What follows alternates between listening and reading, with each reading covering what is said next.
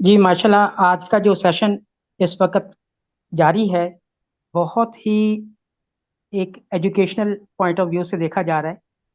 हम सब जो हैं यहाँ पर माशाल्लाह इतना अच्छा इससे लर्न कर रहे हैं।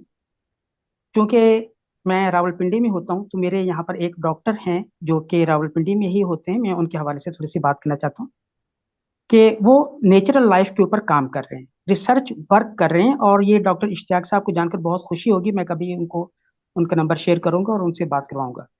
नेचुरल लाइफ नेचुरल लाइफ के ऊपर वो काम कर रहे हैं, नेचर के ऊपर काम कर रहे हैं। तो उनका कहना ये है कि ये जो हम घर में मिसालें इस्तेमाल करते हैं, आई एम सॉरी, मैं खवातीन के हवाले से थोड़ी सी बात करना चाहूँगा कि हम पंसार की दुकान पर जाते हैं। पंसार स्टोर से हमने बहुत सारी मिसालें अ, खरीद लिए होते हैं और घर के अंदर वो किचन में लेकर आते हैं। तो वो कहते हैं कि यूं लगता है कि जैसे हम इसको ग़िज़ा के तौर पे इस्तेमाल कर रहे हैं, यानी ये हमारी ग़िज़ा का हिस्सा बन गए हैं। जब तक हम अपनी हंडिया में 10-12 इंग्रेडिएंट्स नहीं डालते तो हमारा वो टेस्ट डेवलप नहीं होता।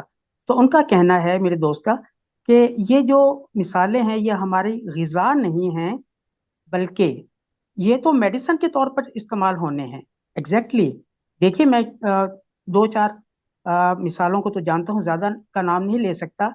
वो ये कहते हैं कि चले जितने भी आप जानते हैं, ये एग्जैक्टली इनका जो काम है, इनका जो काम वो है as a drug, as a medicine, as a ingredients जो हैं वो किसी पेशेंट्स के लिए हेल्पफुल हो सकते हैं। लेकिन हमने उनका इतना मिस यूज कर लिया है, या जो भी उसको अपना नाम देना चाहें, कि हमने उनको अपने ग़िज़ा का एक हिस्सा बना लिया है।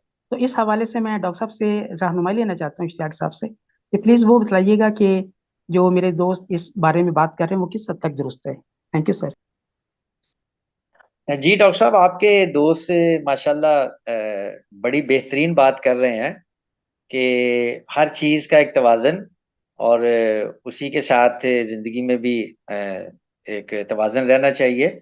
वो दुरुस्त फरमा रहे हैं। जैसे अभी इस बच्चे की बात हुई है, तो इसके लिए एक कहवा जो है वो बड़ा इफेक्टिव हो सकता है। वो मेरे ज़हन में था, लेकिन मैंने सोचा कि चले जब ये बात करेंगे मुझसे फ़ोन पे तो मैं इनको बता दूंगा।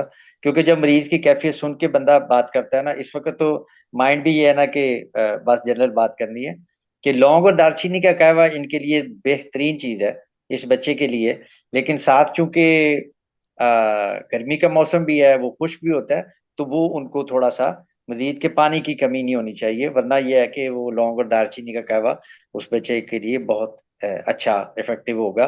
तो ये जैसे आपने फरमाया कि ये दवाई के तौर पे ये चीज़ें इस्तेमाल होनी चाहिए, ना कि हम जो चम्मच भर भर के तो वो इस्तेमाल कर रहे हैं। तो आपके दोस्त बिल्कुल दुरुस्त फरमा रहे हैं।